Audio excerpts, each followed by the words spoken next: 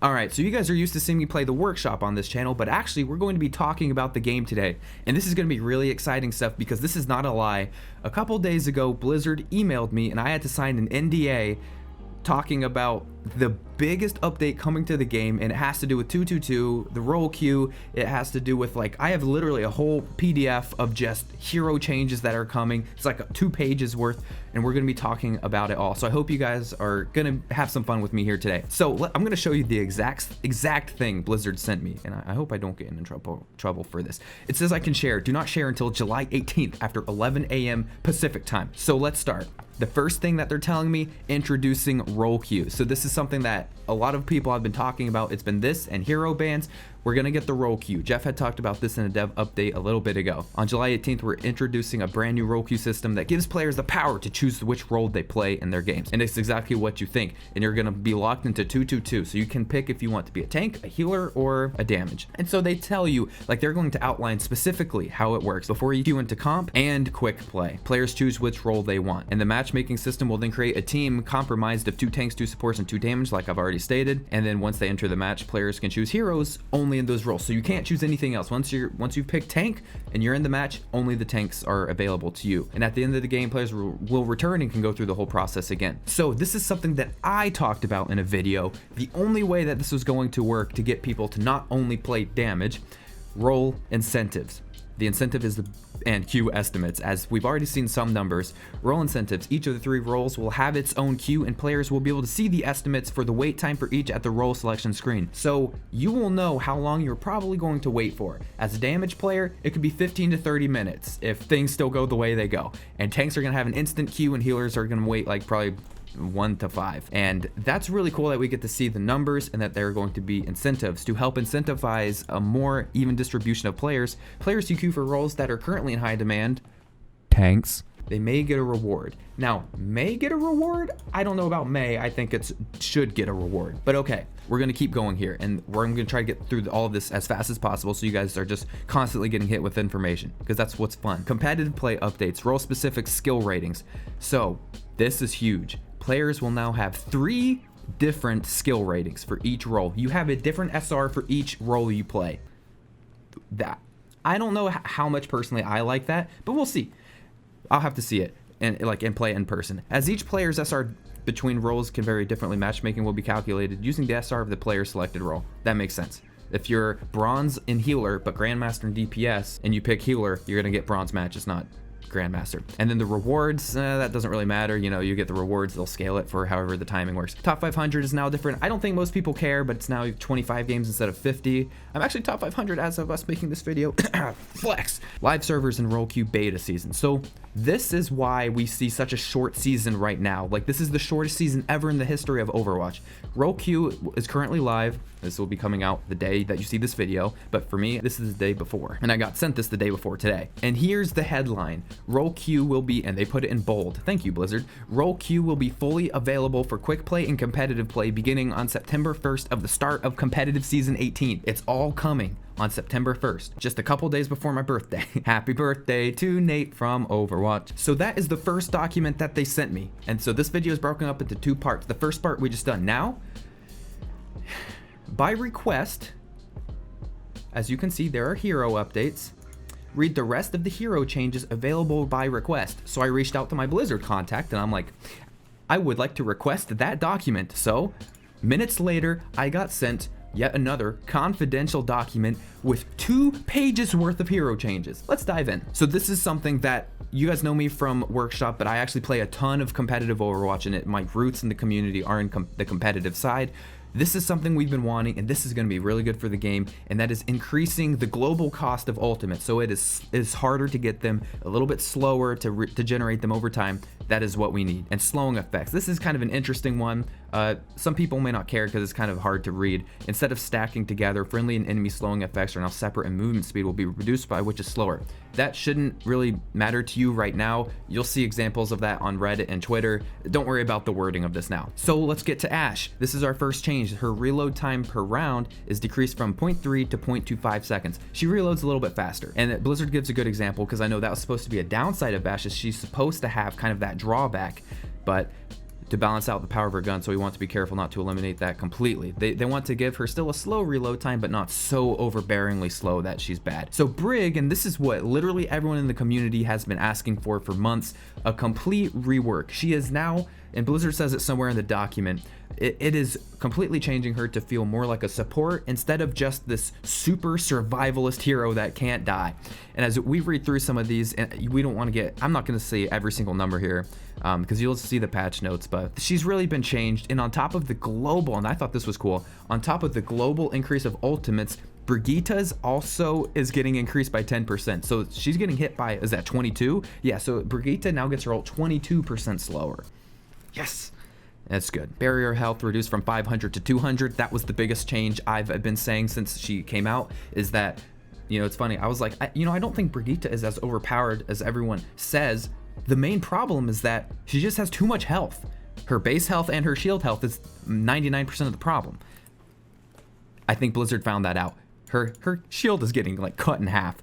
Awesome. Doomfist. Let's just move on to Doomfist. Doomfist is melee. Quick melee no longer pauses ammo reload. So that's nice. So while he's doing he can still hit people with this. That was a great example I just did. And so that's cool. Making Doomfist, kind of working him out to feel a little bit more smooth. I'm not a big Doomfist fan per se, but that's fine, I guess. I'm okay with heroes feeling more fluid. Hanzo, Storm Arrows being reduced from 6 to 5. That's perfect. There's never a reason for us to have 6 on Storm Arrow. I know Samido and Raxu have talked about that before. We never really needed 6 arrows for that. It's a little bit too much of a crutch for players that don't actually hit shots. And when it's all like luck spam shots, 6 is a bit much. And now here we get to Moira. She can now use her Fade while she is stunned. I'll take it. I hate people getting stunned and not being able to use their abilities. Let's use our abilities now. But Fade seems to be an interesting special one, because stunned kind of means like you're not able to use anything, but Moira can use Fade. So is she actually stunned? Maybe Fade just, it's the trump card to being stunned? Sure. Orisa, Protective Barrier. So Orisa's getting a slight buff, it looks like. Cooldown increase from 8 seconds to... That was a truck going by. Her barrier, the cooldown has increased. So next is Orisa on this list, and she's pretty much picked in almost every game right now with Bunker. Her Protective Barrier, her shield she puts down.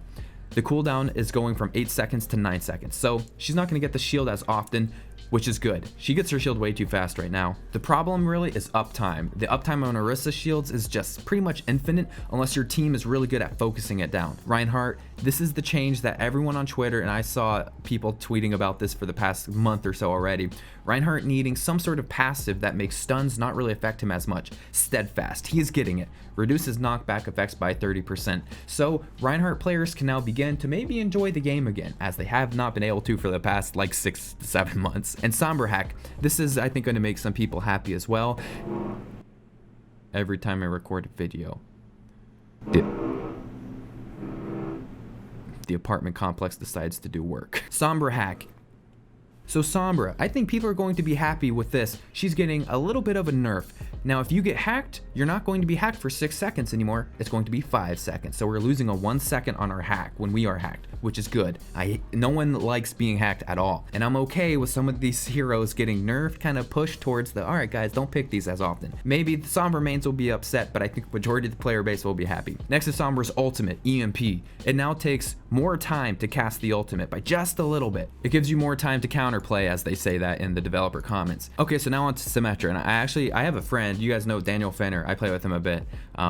He plays a lot of Symmetra, so I think he's gonna be interested to see all these changes. But she's getting a couple different changes. Her teleporter is going to pretty much act like a Torb turret in a sense, with how you can destroy it yourself, how the cooldown resets once it's been destroyed. It's getting a longer cooldown. They're increasing the range you can set the teleporter, which is cool.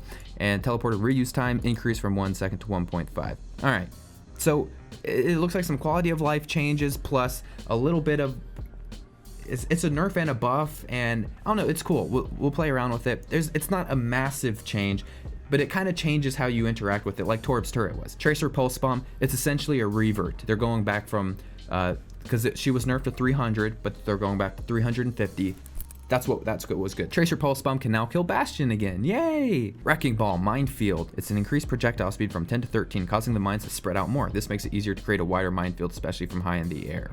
I'm not a fan of that. Reduce the activation time from 0.25 seconds to 0.1.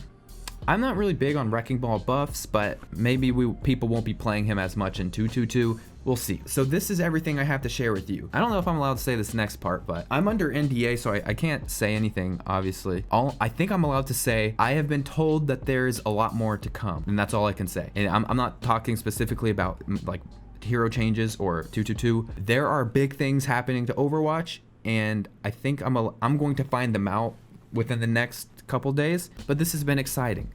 For those of you, how does this affect you as a workshop player? Not really at all, but this is really big because competitive Overwatch will always have a kind of a spot in my heart, and that's why I wanted to make this video instead of the workshop ones. Even though this video may not do as well, that's okay with me. The big part of this is that it is an attempt to improve match quality and the health of the game, and those are that's almost the exact quote that the contact I have at Blizzard told me. We believe Role Queue will help ensure Overwatch matches continue to be fair and fun well into the future and create an environment that fosters teamwork and encourages players to bring their very best to every match. This is essentially a push for the game's health, and I think that's very important for us to go and test. This is going to be, to date, the most important PTR of the game, and in my opinion, Overwatch being the most fun game I've ever played, I feel like I want to tell you guys to make sure to go and play on the PTR. No, this is not sponsored by Blizzard, and I hope it doesn't sound like I'm shilling for them, but I actually think it would be very worth your time to go and test the PTR and give feedback, to really think about what's happening in your games versus what happened in the past. And we should be putting these online and be part of these discussions for what could really benefit the player base the most, because this is going to be very important, and this will be going into the live game September. It was said September 1st, this is going live. And so if everything goes right with this PTR, I think everyone could be very happy. But if there's a lot of changes that need made, it is our job to find them pretty much at this point, if you want to still keep playing Overwatch into the future. So it's going to be a lot of fun. We get a lot of hero changes. We're going to be playing 222. I'm going to be going out with a lot of YouTubers, probably playing in some stacks, and we're going to be having fun testing it. It's going to be really cool. And I'm curious to see how match quality is really going to be changed. I bet on the PTR, games are going to be incredibly fun, and that's going to make for a lot of good. I'll probably stream some, and I'm very happy with this, and I know it's a very good time to be an Overwatch player, I think, because there's this. I know there's more stuff I haven't even been told yet that it's apparently coming, and I'll know very soon. And then whatever's happening at BlizzCon with all the Overwatch 2, whatever that is, spoilers, I can't wait.